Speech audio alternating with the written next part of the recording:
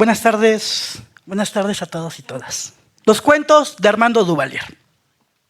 Armando Duvalier, Echegaray, Pijijiapan, Chiapas, 26 de agosto de 1914, Tuxtla Gutiérrez, 14 de julio de 1989, es esencialmente conocido por su obra poética que, ciertamente, se instala en un lugar importante dentro de la poesía universal, pues no carece de técnica ni de intención experimental.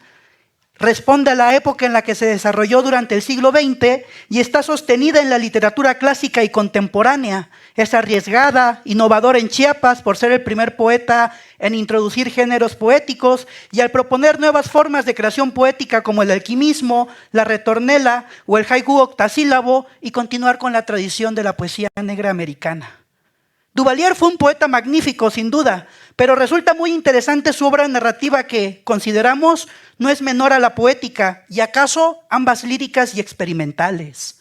Duvalier comenzó su trayectoria como escritor escribiendo para periódicos allá en los años 30 y 40, donde publicó en diarios de la Ciudad de México y de Tuxtla Gutiérrez artículos de opinión, entrevistas, reseñas y críticas de obras literarias como Música y Color de Gutiérrez Nájera en 1937, El Gavilán, corrido de Francisco Castillo Nájera en 1938, Un aspecto del Huapango, Tierra de Flores, 1944, y también fundaría medios noticiosos como Andamio o Renovación.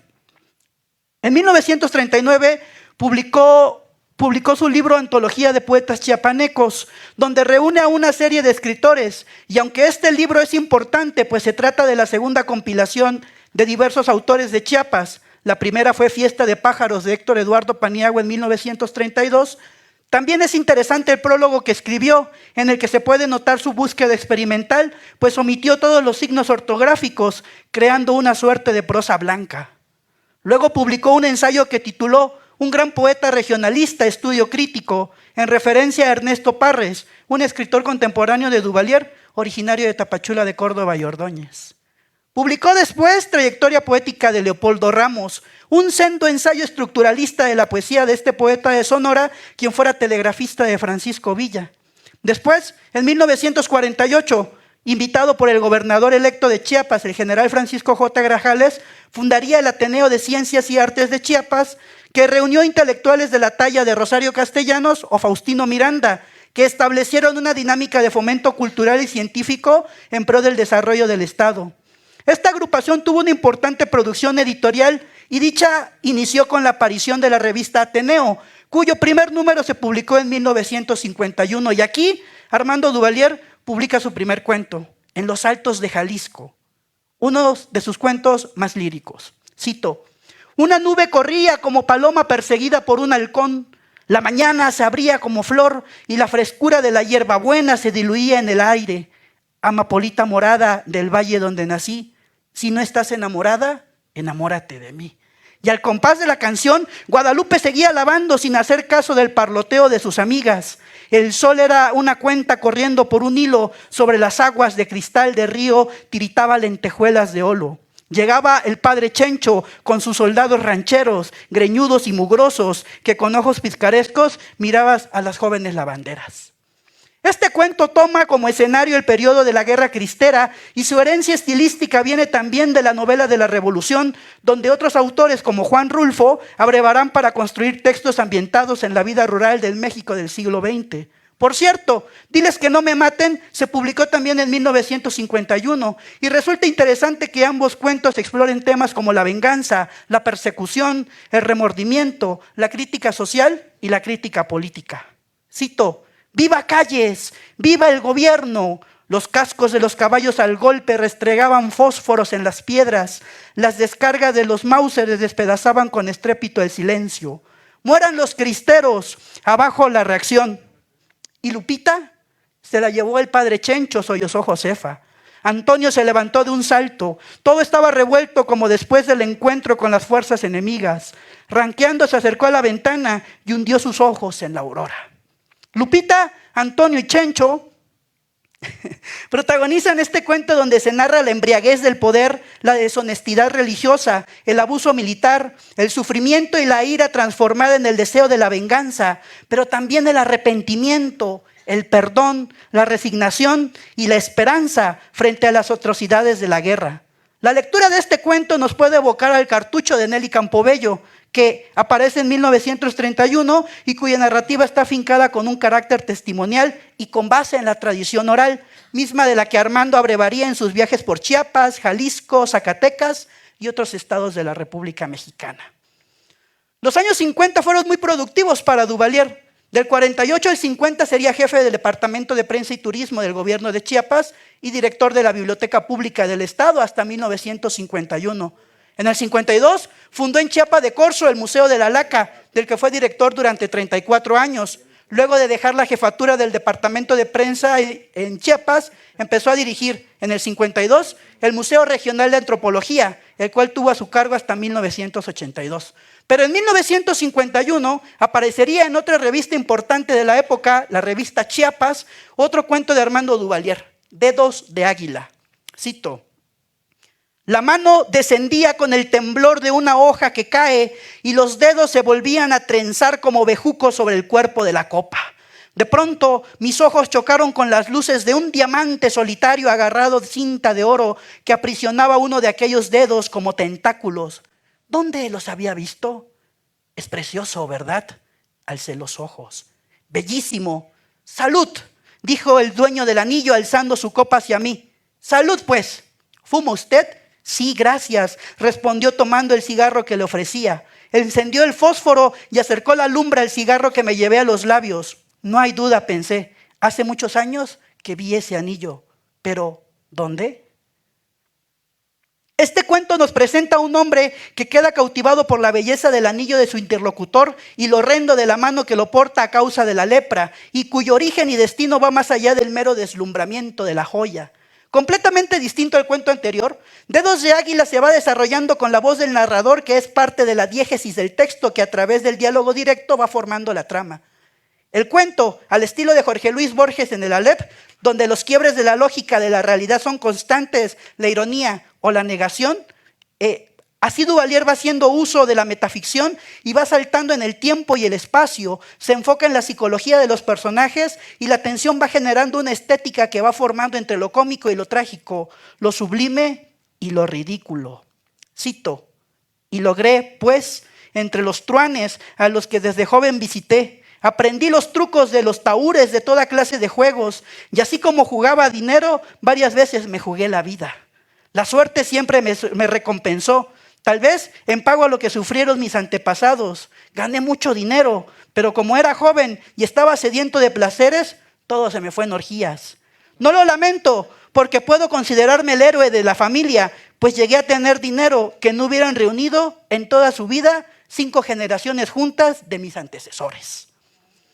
Después de rodear el tiempo y girar sobre el eje narrativo de la pieza, aterrizamos en el final de un metatexto para concluirlo en el origen, el leitmotiv de la obra. Algún avispado lector bien podría encontrar algunas referencias en La mano de Guy de Maupassant o Colú y el leproso de Jack London.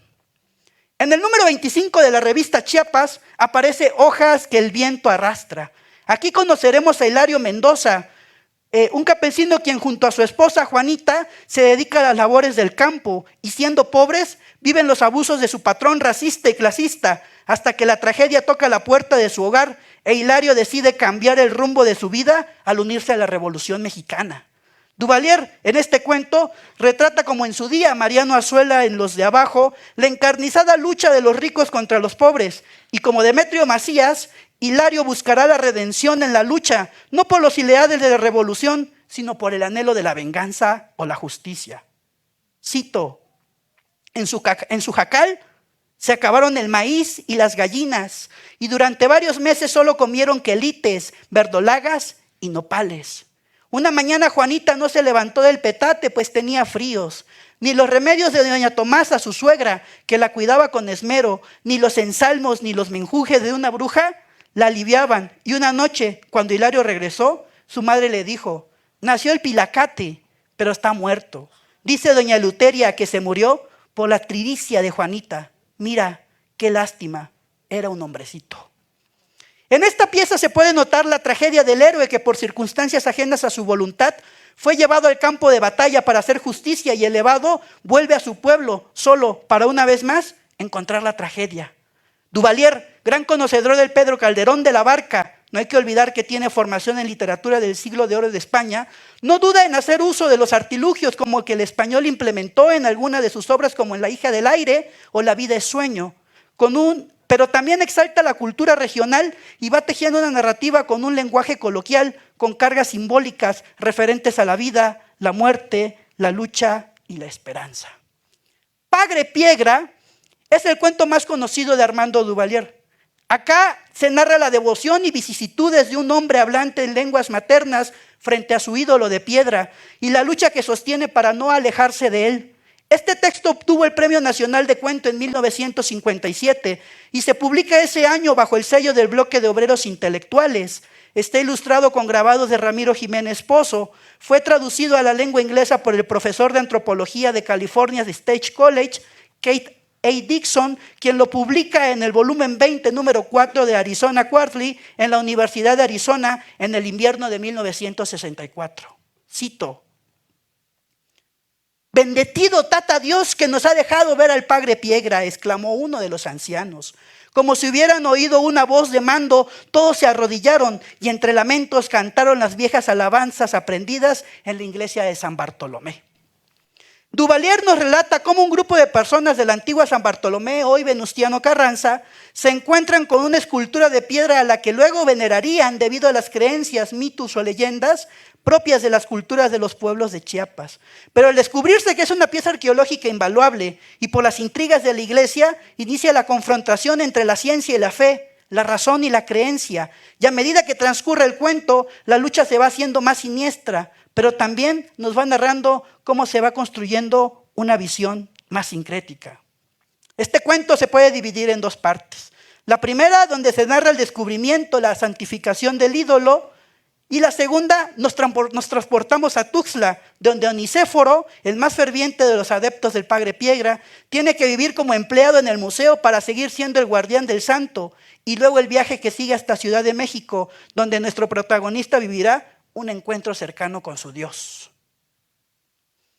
Finalmente, tenemos El flautista maya, un cuento publicado en la tercera época, número 3 de la revista Catch en 1988, un año antes de su fallecimiento, el 14 de julio del 89, y tiene al propio Armando por protagonista.